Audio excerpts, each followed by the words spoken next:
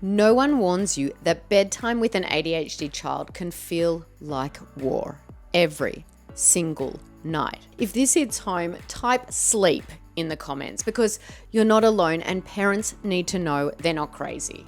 The hardest part, you follow all the advice. No screens, oils, routines, and your kid still can't sleep.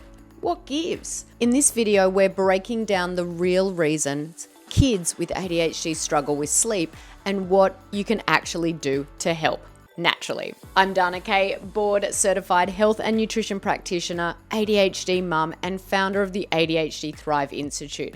I've helped thousands of families reduce symptoms naturally, including my own son. So if you're new here, welcome. This channel is all about helping families reduce ADHD symptoms naturally by supporting the body from the inside out. If that's what you're working towards, tap that like button, hit that subscribe, and check the other videos on this channel for more help with ADHD, gut health, supplements, and real family success stories. So now let's dive a little bit deeper into discover why ADHD sleep struggles are so much more than just issues with the bedtime routine. Now I'm curious, how many of you watching this video have ever had someone tell you that you need to improve your child's bedtime routine? No screens before bed, calming rituals, essential oils, and weighted blankets, those type of things. Those are just a few of the most common routines experts suggest. And while those are all super helpful tools, the truth is you can do everything right and sleep still falls apart if there's something deeper going on. Because for many kids with ADHD, sleep struggles are a sign that their biology is under stress. So you can change the routine and still have an issue. So let's talk about what's really going on beneath the surface for a lot of kiddos with ADHD. We call it the sleep resistance cycle. So here is how it works. Step 1. You have daytime overload. Think of your child's detox system like a trash can. Every day, their body collects waste, things like food chemicals, environmental toxins, stress hormones, natural metabolic waste. That trash is supposed to be cleared by systems like the liver, the lymphatic system, the gut, and the skin. But in kids with ADHD, those systems often run slower because of inflammation, gut breakdown, genetic factors like MTHFR and detox genes, or chronic stress. So the trash builds up, and when detox pathways are blocked, that waste starts circulating inside the body instead of being cleared.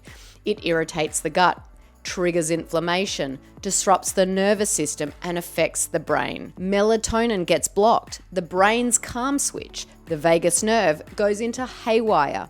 The frontal lobe, which helps regulate emotions, totally overwhelmed. Then sleep becomes impossible, which leads to step 2, nighttime struggles. Now it's bedtime, and what should be a time of rest becomes a battlefield. That's because your child's liver is most active between 1 and 3 a.m.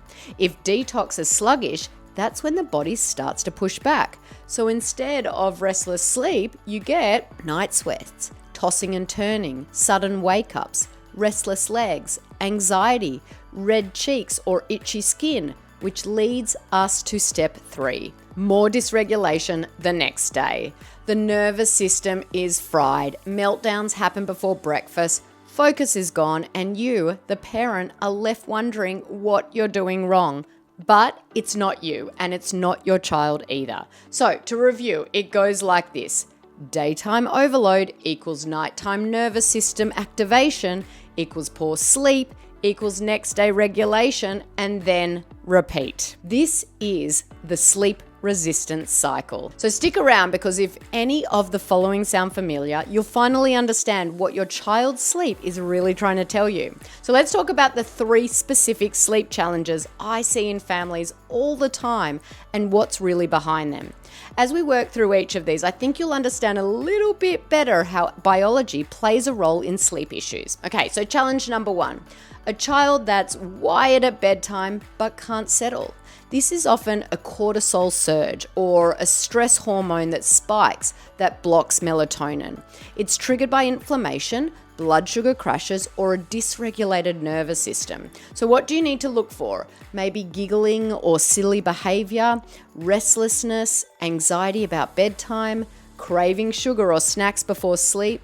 If you're seeing this in your home, just drop an emoji in the comments because I want you to know you are not alone. Number 2, a second common problem I see a lot is a child who falls asleep but wakes up between 2 and 3 a.m. This is classic liver detox overload. The liver is most active during these hours, and if it's struggling to do its job, the body reacts. If you think this could be your child's issue, look for the following: sweating, tossing and turning, nightmares, red cheeks or itchy skin, needing to be held or comforted. Now, if you're seeing this in your home, again, just drop an emoji in the comments because I want everyone to know they're not alone. And number 3, finally, a third common sleep struggle is morning meltdowns despite a full night's sleep. Tell me in the comments, have you ever had a child sleep 9 to 10 hours at night and still wake up in full meltdown mode? I can tell you, I've been there. What this means is that your child is likely experiencing poor sleep quality. Now, if the body is under detox stress, your child may never reach deep restorative sleep stages. Now, there are a few clues to look out for with this as well. Things like puffy face or red eyes, refusing to get dressed, tantrums in the morning, crashing by mid-morning at school. And if you're seeing that in your home, again, just drop an emoji in the comments because I want everyone to know they're not alone. Now, as you can see with all 3 of these common sleep issues, it's not really ADHD that's the problem, but instead it's what's going on inside their bodies. Now, most ADHD support plans focus on external behaviors and external symptoms, those things I mentioned earlier like bedtime routines, but they don't often focus on internal stresses. And this is really unfortunate because the truth is no sticker chart can fix oxidative stress, gut dysbiosis, mitochondrial dysfunction, and that's why functional lab testing is so powerful. It shows you what's really going on inside your child's body. And if you're curious about this kind of thing and how testing works, I share more about it in my video about functional lab testing. I'll add the link to this video in the description below, so check that out if you're curious. But I know there are many people tuning in to today who can't do functional lab testing for one reason or another. Now, if that's you, I want you to know there are still steps you can take to try to figure out what's really going on inside your child's body, causing them to struggle with sleep. So start by observing. Become what I like to call a detox detective. So here are a few questions to guide you. Are they wired but tired? Do they toss, turn, sweat, scratch, or talk in their sleep? Is the bedtime routine silly or chaotic? What's the morning mood like? Now, just keep a simple journal by the bed. You can start your detective journal tonight, and it might feel simple, but honestly, it's one of the most powerful tools you have to decode your child's biology. Now, over time, patterns will emerge, and those patterns are telling you exactly what your child's body needs. So let me sum it up, what we've talked about so far. I've shared why bedtime routines often fall short for ADHD families. They don't do anything about the biology of a child's body that is actually causing the issues in the first place.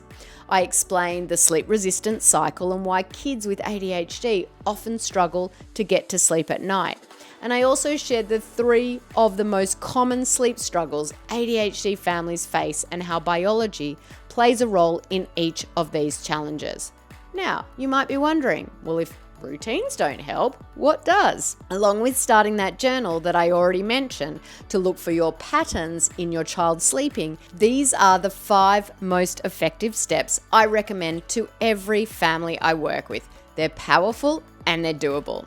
Number 1, support detox with real food, hydration, and the right supplements. I have lots of other videos on my channel about food for ADHD and some of my favorite supplements, so check out my channel for those videos. Number 2, you'll also want to work to heal the gut and reduce inflammation. Again, diet plays a big part in gut health, so start there and watch those videos on my channel about the best foods for ADHD kids. Number 3, use functional lab testing to get that clarity. This is by far my favorite way to figure out what biological stresses are affecting sleep. Number 4 is to focus on the nervous system regulation during the day.